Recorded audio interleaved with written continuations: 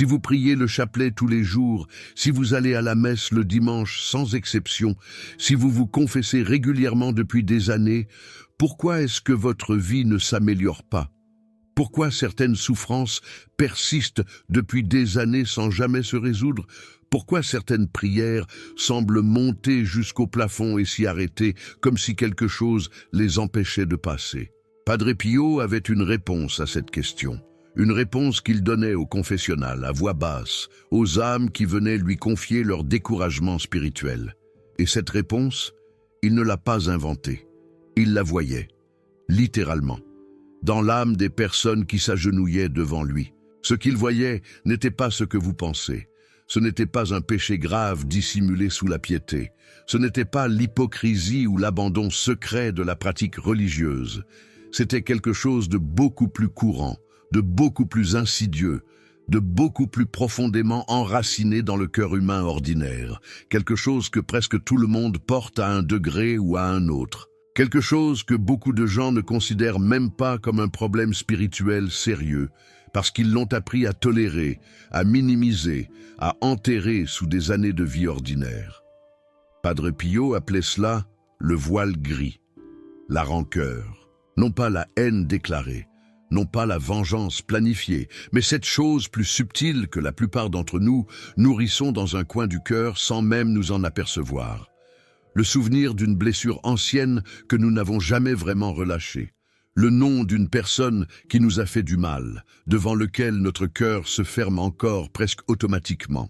La douleur d'une trahison, d'une injustice, d'un abandon, d'une humiliation, que nous avons décidé de ne plus mentionner à voix haute, mais que nous n'avons jamais vraiment pardonné. Dans les prochaines minutes, je vais vous partager plusieurs témoignages tirés du confessionnal de Padre Pio, des récits documentés issus des témoignages déposés lors de son procès de canonisation ou rapportés par ses directeurs spirituels dans leurs notes personnelles.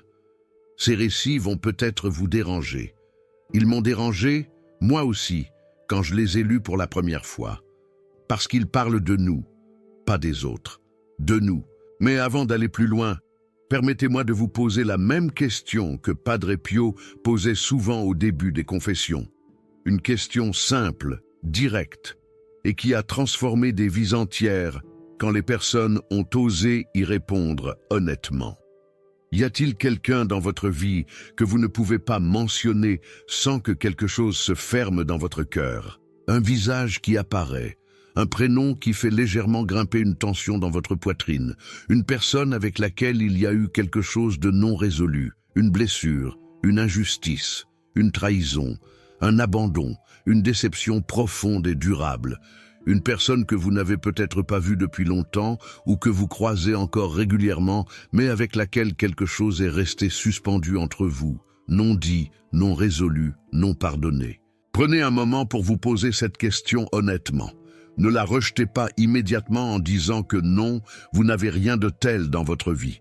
Laissez un moment de silence s'installer. Fermez les yeux si vous le souhaitez et observez ce qui remonte. Si un tel visage apparaît dans votre esprit en ce moment, ce que je vais vous partager vous concerne directement. Et si rien ne vient, si vous êtes l'une de ces personnes rares qui ont vraiment réglé tous les comptes de leur cœur, alors peut-être que cette vidéo vous sera utile pour quelqu'un d'autre dans votre entourage. Cela m'a pris des années à l'admettre. Je m'appelle Geneviève, j'ai 64 ans, je suis de Limoges et j'ai grandi dans une famille catholique pratiquante. La prière faisait partie de ma vie depuis l'enfance, mais pendant longtemps, pendant très longtemps, j'ai porté dans mon cœur la rancœur contre une personne que je ne nommerai pas ici par respect pour ma famille, mais dont le souvenir me faisait encore serrer les mâchoires des années après les faits. Je priais tous les jours. J'allais à la messe sans manquer un dimanche. Je me confessais régulièrement, et pourtant quelque chose dans ma vie spirituelle était terne, comme du verre opaque au lieu du verre transparent, comme une prière qui partait mais qui n'arrivait nulle part. Ce n'est qu'en lisant les enseignements de Padre Pio sur la rancœur que j'ai commencé à comprendre ce qui se passait dans mon propre cœur. Et ce que vous allez entendre aujourd'hui, je l'ai d'abord vécu moi-même avant de vous le partager. La première histoire se passe au début des années 1950, dans le confessionnal de San Giovanni Rotondo. Une femme du nom d'Antonietta Bertone. Son témoignage est déposé dans les archives du procès de béatification de Padre Pio. Venez le voir pour lui confier son découragement spirituel profond. Antonietta était une femme profondément pieuse, reconnue comme telle dans toute sa communauté. Elle récitait le chapelet complet chaque jour depuis plus de 30 ans. Elle assistait à la messe non pas une fois par semaine, mais plusieurs fois dans la semaine, parfois chaque matin. Elle menait une vie irréprochable aux yeux de tous ceux qui la connaissaient. Une femme de bien, une catholique exemplaire, une paroissienne modèle. Et pourtant, depuis plusieurs années, elle vivait dans une sécheresse spirituelle totale et oppressante. Plus de consolation dans la prière, plus de sentiment de la présence de Dieu, plus de douceur dans la méditation.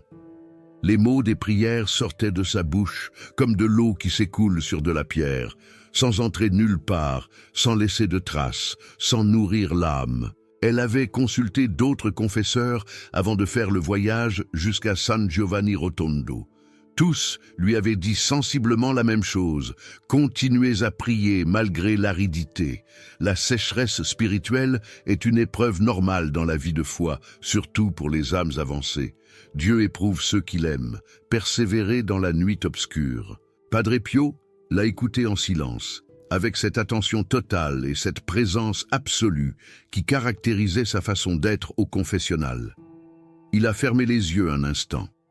Et quand il les a rouverts, il a posé cette question, directement, sans préambule, ni précaution oratoire. « Qui est votre belle-sœur » Antonietta a sursauté. Elle n'avait pas mentionné sa belle-sœur. Elle n'avait pas évoqué sa famille, étendue dans leur conversation. Elle était venue parler de sa vie spirituelle, de sa sécheresse de prière, de son découragement.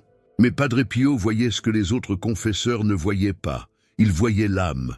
Et dans l'âme d'Antonietta, depuis 23 ans exactement, elle a pu dater l'événement précis après coup en fouillant dans sa mémoire. Il y avait un nœud, une rancœur profonde, ancienne, tellement incorporée dans sa façon d'être qu'elle n'y pensait plus consciemment. Sa belle-sœur l'avait blessée lors du mariage de son frère, il y a 23 ans. Une parole blessante prononcée en public, une humiliation qui l'avait touché dans sa dignité, une injustice dans la répartition des tâches familiales. Les détails exacts n'ont pas été rendus publics pour protéger la famille. Depuis ce jour, Antonietta avait décidé de couper court à toute relation avec cette femme, et elle avait tenu sa décision avec une constance absolue pendant 23 ans. Elle n'en avait jamais parlé en confession. Elle ne pensait pas que c'était un problème spirituel sérieux. Ce n'était pas un péché, à ses yeux. C'était de la prudence, un choix de vie mûrement réfléchi, une façon de se protéger d'une personne qui lui avait fait du mal et dont elle ne voulait plus se laisser blesser. Padre Pio a secoué doucement la tête et a dit quelque chose qu'Antonietta a transcrit mot pour mot dans son témoignage, conservé à ce jour dans les archives de San Giovanni Rotondo. Chaque fois que vous récitez le Notre Père, vous dites à Dieu de vous pardonner comme vous pardonnez à ceux qui vous ont offensés. Depuis 23 ans, vous récitez cette prière plusieurs fois par jour. Et Dieu prend vos mots au sérieux. Il attend patiemment que vous fassiez ce que vous lui demandez de faire pour vous. Antonietta a fondu en larmes dans le confessionnal.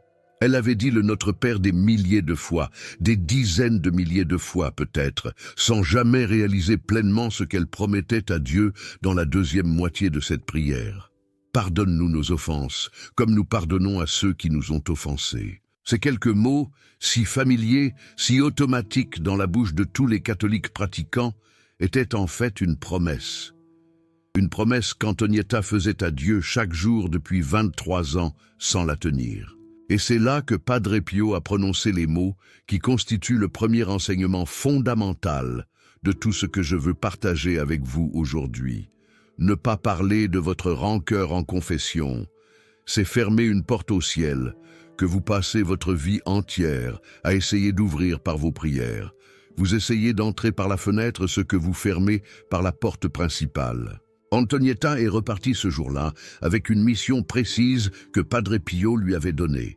Non pas réconcilier les relations avec sa belle-sœur, nécessairement.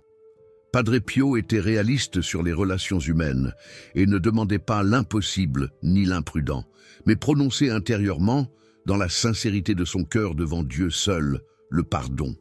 Pas sentir le pardon, pas éprouver de la tendresse retrouvée, pas faire semblant que rien ne s'était passé.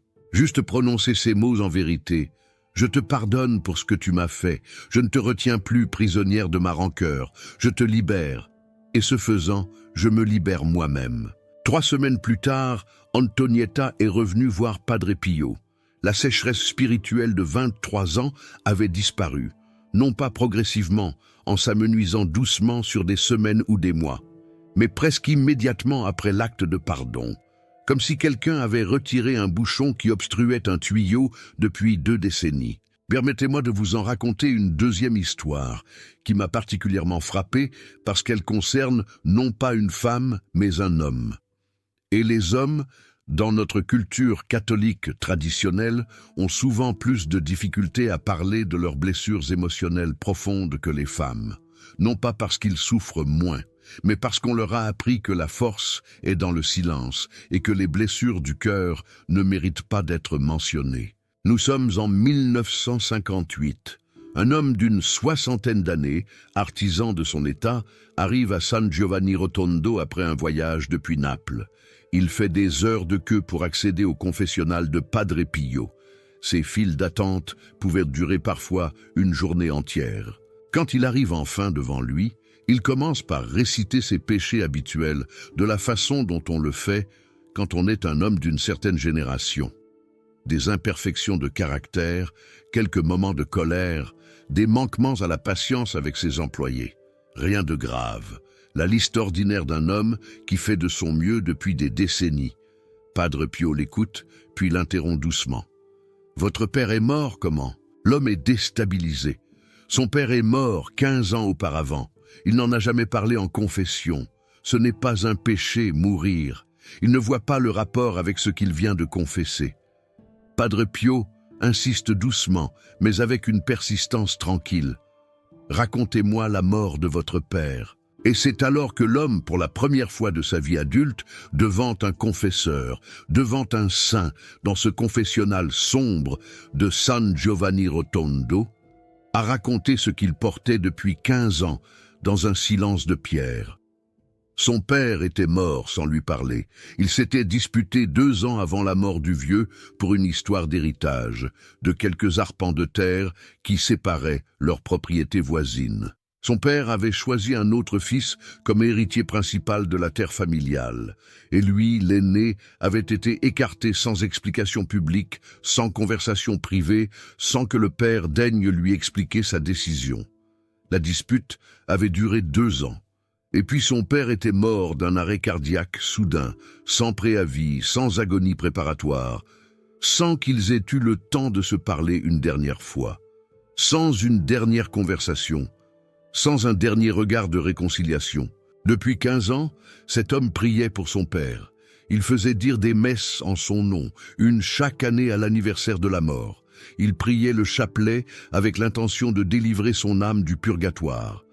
Il était un bon chrétien qui s'acquittait de ses devoirs filiales et spirituels envers son père défunt, et il gardait dans son cœur, profondément enfoui mais jamais éteint, une braise de colère et de douleur contre ce père mort qui ne s'était jamais expliqué. Padre Pio a gardé le silence un long moment après que l'homme eut terminé son récit.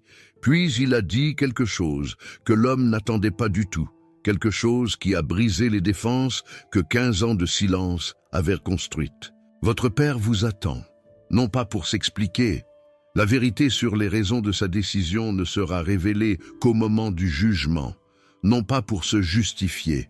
Il vous attend pour entendre de votre part quelque chose qu'il n'a pas entendu de votre vivant commun. Il attend que vous lui disiez que vous ne lui en voulez plus, parce que tant que vous lui en voulez, quelque chose dans votre cœur résiste à Dieu. Et cette résistance, comme un mur de pierre invisible entre vous et la grâce divine, empêche vos prières de monter librement comme elles le devraient.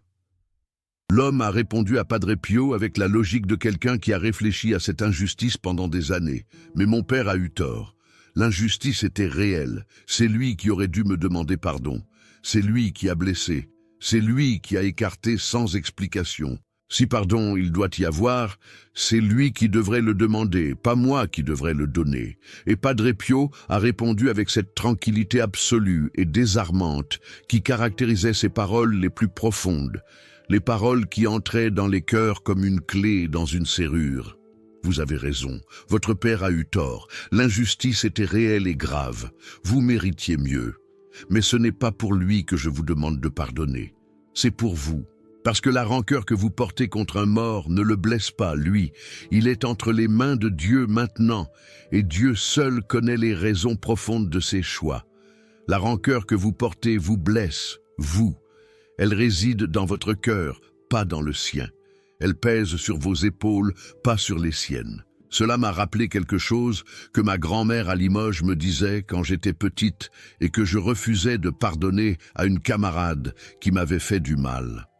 Elle me prenait la main avec cette douceur ferme des grands-mères qui savent, et elle disait « Geneviève, le poison de la rancœur, c'est toi qui le bois en espérant qu'il fera du mal à l'autre.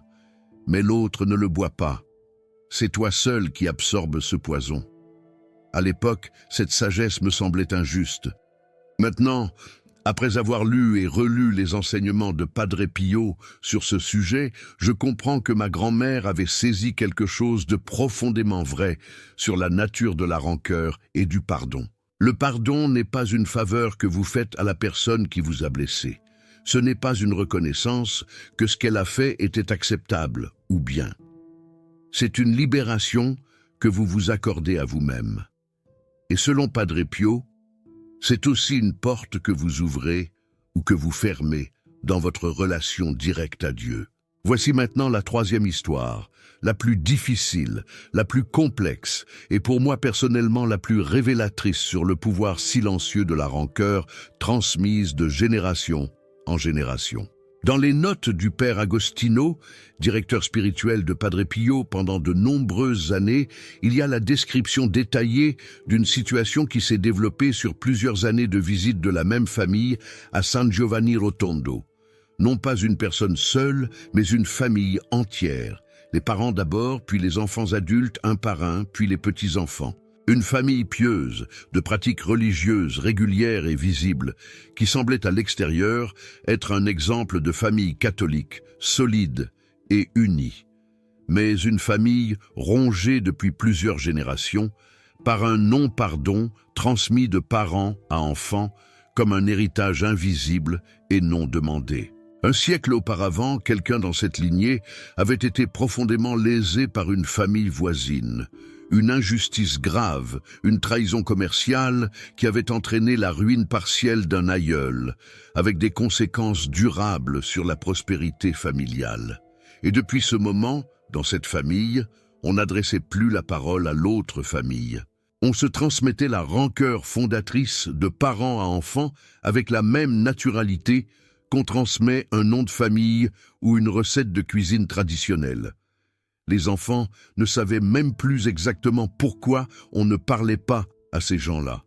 Ils savaient juste qu'on ne leur parlait pas, que c'était ainsi depuis toujours, que c'était juste et légitime. Quand Padre Pio a rencontré le chef de cette famille et que la conversation s'est développée au fil de plusieurs visites, il a vu quelque chose que le père Agostino décrit dans ses notes avec une précision qui donne froid dans le dos. Une chaîne. Un lien spirituel invisible qui traversait les générations, ancré dans cette rancœur fondatrice originelle et qui créait des répercussions dans la vie concrète de chaque membre de la famille. Des mariages difficiles qui finissaient en séparation douloureuse, des maladies récurrentes dans la lignée, des difficultés financières qui résistaient à toute solution rationnelle et à tous les efforts humains. Une tristesse diffuse, une mélancolie de fond, une lourdeur inexplicable que personne dans la famille ne savait vraiment nommer. Padre Pio a dit à cet homme quelque chose qui m'a profondément frappé la première fois que j'ai lu ces notes. Les péchés des pères retombent sur les enfants, non pas parce que Dieu punit les enfants pour ce que les parents ont fait. Dieu ne fonctionne pas ainsi, mais parce que les enfants héritent des blessures non guéries des parents. Et une blessure non guérie transmet sa douleur et ses conséquences spirituelles jusqu'à ce que quelqu'un dans la lignée décide de couper la chaîne. Ce quelqu'un peut être vous, et si vous coupez cette chaîne, vous ne libérez pas seulement votre propre vie, vous libérez aussi ceux qui viennent après vous. Cette vision de la transmission générationnelle de la rancœur non résolue m'a donné une perspective entièrement nouvelle sur ma propre famille et sur les patterns qui se répètent. Parce que dans toutes nos familles, il y a des histoires enterrées dont on ne parle plus. Des blessures anciennes qui continuent à travailler en dessous de la surface de la vie ordinaire. Des conflits dont nous avons hérité sans les avoir nous-mêmes vécus. Des tensions entre nous et certaines personnes dont les racines remontent bien avant notre naissance. Et Padre Pio disait que quelqu'un dans chaque lignée doit prendre la décision consciente de couper la chaîne, et que cette décision peut libérer des générations entières. Mais voici maintenant la dimension la plus profonde, la plus troublante, et peut-être la plus difficile à entendre de tout l'enseignement de Padre Pio sur la rancœur et la prière bloquée. Il y a quelque chose que Padre Pio posait comme question au confessionnal, une question qui déstabilisait même les personnes les plus pieuses, et que je dois vous poser maintenant. Est-ce qu'il vous est arrivé d'en vouloir à Dieu de quelque chose, d'avoir permis une maladie que vous pensiez ne pas mériter, d'avoir laissé mourir un proche avant l'heure, sans lui laisser le temps de se préparer, sans vous laisser le temps de lui dire ce qui devait être dit, d'avoir semblé absent au moment précis où vous aviez le plus besoin de lui, d'avoir laissé se produire quelque chose d'injuste dans votre vie malgré vos prières, malgré votre fidélité, malgré votre piété. Padre Pio voyait dans certaines âmes une rancœur inconsciente contre Dieu lui-même, enterrée sous des couches de piété extérieure et de pratiques régulières, mais présente et active comme une braise sous les cendres. Des personnes qui priaient Dieu tout en lui reprochant silencieusement quelque chose qu'elles n'osaient pas formuler. Des personnes dont toute la prière était traversée par une question brûlante et non posée. « Pourquoi tu m'as laissé souffrir comme ça? Pourquoi tu n'as pas répondu quand j'ai crié vers toi ?» Et Padre Pio disait avec une grande clarté et une grande douceur, cette question, vous avez le droit de la poser à Dieu. Job l'a posée depuis le fond de sa douleur, et Dieu l'a entendue et lui a répondu. Les psaumes la posent des dizaines de fois. Ce n'est pas un manque de foi que d'interroger Dieu sur la souffrance. Ce qui bloque la prière, ce n'est pas la question honnête. C'est la rancœur non avouée, le reproche gardé dans le silence. Parlez-lui. Dites-lui ce que vous ressentez vraiment. Dites-lui que vous ne comprenez pas. Dites-lui que vous lui en voulez si c'est vrai. Et puis, laissez-le vous répondre. J'ai vécu quelque chose dans ma propre vie qui ressemble exactement à ce que Padre Pio décrivait. Pendant les années qui ont suivi la mort de mon mari en 2015, j'ai prié, mais quelque chose dans ma prière était fermé, contracté, défensif. Et ce n'est que lors d'une nuit de larmes particulièrement longue, des mois après le deuil, que j'ai osé dire à Dieu ce que je lui reprochais vraiment. Pourquoi l'avoir repris si tôt ? Pourquoi me laisser seul comme ça? Pourquoi ne pas avoir entendu mes prières pour sa santé? Ce soir-là, j'ai crié ces questions dans la nuit et j'ai attendu le silence. Et le silence qui est venu après n'était pas le même qu'avant. C'était un silence habité. La présence de Dieu dans ma prière était revenue chaude et réelle, comme elle ne l'avait pas été depuis des mois. Pas les réponses à mes questions. Elles ne sont pas venues comme j'espérais. Mais la présence de quelqu'un qui entend. La rancœur contre Dieu est peut-être la plus difficile à avouer, parce qu'on a peur d'être impie, on a peur de trahir la foi qu'on a reçue, on croit qu'une bonne catholique ne peut pas reprocher quoi que ce soit à Dieu, que c'est un manque de confiance, un péché presque. Mais Padre Pio disait le contraire avec une grande conviction. Une relation avec Dieu qui ne supporte pas la vérité n'est pas une vraie relation. C'est une politesse. Et Dieu préfère votre colère honnête à votre politesse froide et distante. Voici maintenant ce que Padre Pio a révélé à ses directeurs spirituels et qui constitue la clé théologique de tout cet enseignement. Il disait que la rancœur non résolue crée ce qu'il appelait un miroir brisé entre l'âme et Dieu. Un miroir qui déforme la lumière divine au lieu de la réfléchir et de la transmettre. Quand nous prions avec la rancœur dans le cœur, nos prières arrivent à Dieu déformées. Non pas parce que Dieu ne les entend pas, il entend absolument tout, sans exception, mais parce qu'elles expriment une contradiction vivante et douloureuse. Nous demandons à Dieu sa grâce et sa miséricorde pour nous, tout en refusant d'accorder à quelqu'un d'autre la miséricorde même que nous demandons pour nous-mêmes.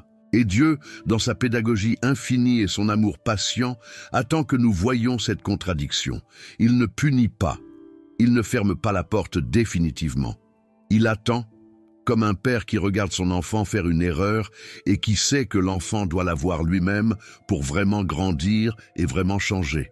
Padre Pio disait « Dieu ne peut pas vous donner pleinement ce que vous lui demandez si vous refusez de faire pour les autres ce que vous lui demandez de faire pour vous. Ce n'est pas une menace, ce n'est pas une punition divine, c'est une loi de l'amour. L'amour circule, il ne peut pas s'arrêter et s'accumuler dans un seul sens sans créer un blocage qui touche tous les flux spirituels de l'âme. Et voici maintenant la conséquence inattendue que Padre Pio révélait aux personnes qui franchissaient le pas du pardon. Parce que ce qui se passe quand on pardonne vraiment est double, et la deuxième partie de cette conséquence est celle que presque personne n'anticipe. Quand vous pardonnez quelqu'un, vraiment avec décision sincère, même sans encore le sentir dans vos émotions, deux choses se passent simultanément. La première est attendue. Quelque chose se libère dans votre relation à cette personne, ou du moins dans votre cœur vis-à-vis d'elle. La tension interne s'allège, la braise s'éteint progressivement. La deuxième conséquence est inattendue, et Padre Pio l'enseignait avec insistance aux personnes qui venaient le voir. Quelque chose se libère dans votre relation à Dieu lui-même. Les prières qui semblaient être retenues derrière une digue invisible trouvent soudainement leur passage. Les grâces qui paraissaient bloquées commencent à circuler. La sécheresse spirituelle se lève, parfois rapidement, parfois progressivement, mais réellement. Ce n'est pas une métaphore poétique, ce n'est pas un symbole édifiant.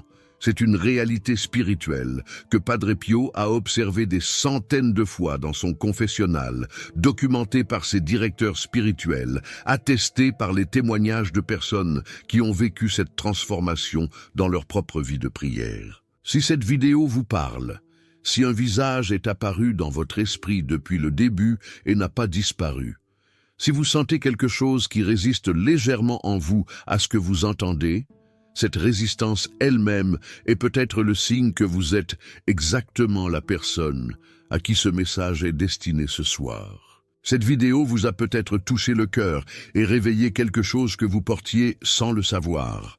Ce canal existe pour répandre les enseignements de Padre Pio à toutes les personnes qui en ont besoin. Chaque geste de soutien nous aide à atteindre plus d'âmes, plus de familles, plus de personnes qui prient avec un cœur alourdi sans comprendre pourquoi leur prière semble ne pas passer.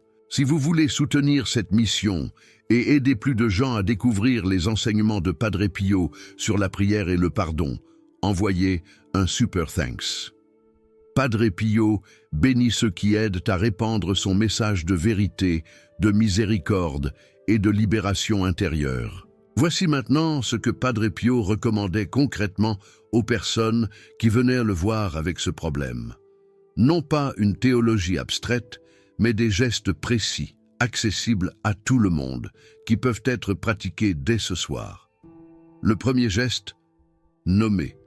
Fermez les yeux et dites le prénom de la personne que vous n'avez pas encore pardonné. Pas en général, pas une catégorie vague. Une personne précise, un prénom. Devant Dieu, dans le silence de votre cœur. Le deuxième geste, reconnaître la blessure sans la minimiser et sans l'exagérer. Dites-la en vérité, elle m'a fait cela, c'était réel, cela m'a vraiment blessé, vraiment humilié, vraiment trahi. La blessure mérite d'être reconnue dans toute sa réalité. Padre Pio ne demandait pas de prétendre que ce qui avait fait mal n'avait pas fait mal. Au contraire, Il demandait de regarder la blessure en face, honnêtement, sans la diminuer et sans la magnifier. Le troisième geste, décider du pardon. Non pas le sentir, le décider, car le pardon est d'abord un acte de la volonté, pas un sentiment. Dites ces mots, à voix basse ou intérieurement, avec la plus grande sincérité dont vous êtes capable en ce moment. Je choisis de ne plus te retenir prisonnier de ma rancœur. Je te pardonne, pas parce que ce que tu as fait était acceptable. Ce que tu as fait m'a blessé et c'était mal. Mais parce que je choisis de te libérer de ma colère. Et parce que je choisis de me libérer moi-même de cette rancœur qui m'alourdit depuis trop longtemps. Padre Pio disait avec une grande bienveillance pour les personnes qui lui avouaient ne pas réussir à formuler ce pardon sincèrement: si vous ne pouvez pas encore dire « je te pardonne » sans que quelque chose en vous se révolte, commencez par cette prière simple. Seigneur, je n'ai pas encore la force de pardonner, mais je veux avoir cette force. Donne-moi la grâce de vouloir pardonner si je n'ai pas encore la grâce de le faire vraiment. C'est suffisant pour commencer. Dieu prend cette prière et travaille avec. Le quatrième geste, offrir cette décision à Dieu explicitement. Seigneur, je t'offre ce pardon que je viens de décider dans ma volonté, même si mes émotions ne le suivent pas encore complètement. Utilise-le pour moi, pour cette personne, pour toutes les âmes qui sont touchées par cette blessure dans ma lignée, et ouvre en moi la porte que ma rancœur avait fermée. Le cinquième geste, celui que Padre Pio réservait comme un sceau pour terminer, est de réciter lentement le Notre Père en faisant une pause délibérée sur ces mots précis. Pardonne-nous nos offenses comme nous pardonnons à ceux qui nous ont offensés. S'arrêter, laisser entrer ces mots, réaliser ce que vous promettez à Dieu dans ces quelques syllabes si familières, et les prononcer cette fois-ci en vérité pleine, avec la décision de pardon que vous venez de prendre. Padre Pio assurait que ces 5 gestes accomplis avec une honnêteté sincère, même imparfaite, même tremblante, même incomplète, débloquent des grâces qui étaient en attente parfois depuis des années. Pas toujours immédiatement, ni spectaculairement, mais réellement.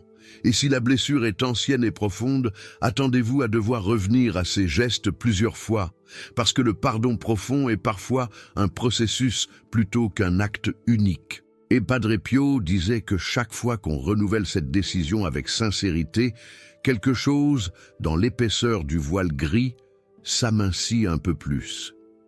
Il y a quelque chose que je dois vous dire avant de terminer.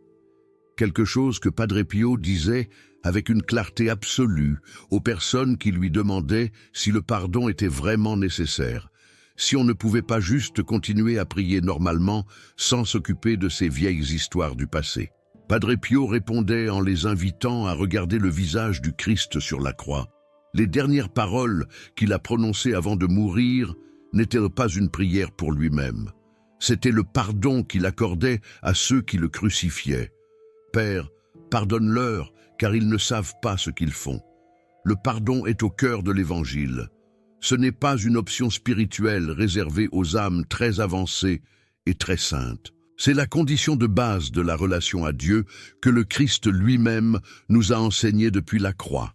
Nous approchons de Pâques. La résurrection du Christ est dans quelques jours. Et si Pâques doit avoir un sens concret dans votre vie cette année, pas seulement une belle célébration liturgique avec de belles hymnes et de belles fleurs, mais une vraie résurrection personnelle intérieure, un vrai recommencement dans votre vie spirituelle, Padre Pio vous inviterait à commencer par cet acte.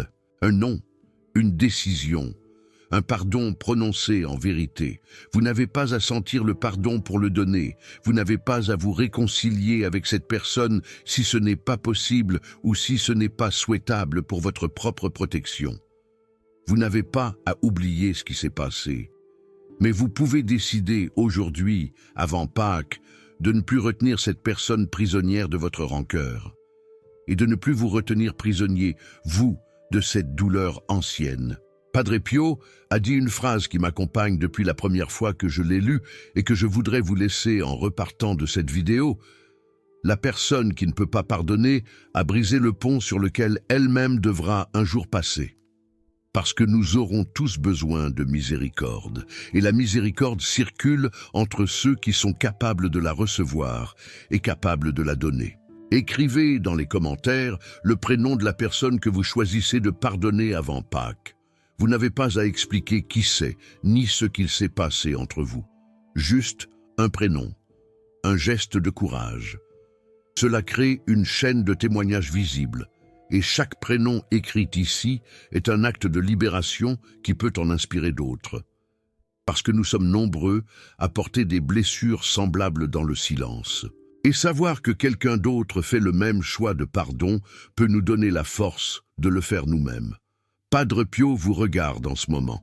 Il voit le voile gris dans votre cœur s'il est là, et il intercède pour vous, dès maintenant, pour que vous ayez la grâce de décider de le laisser partir. Avant Pâques, avant que la grâce de ce carême ne se referme.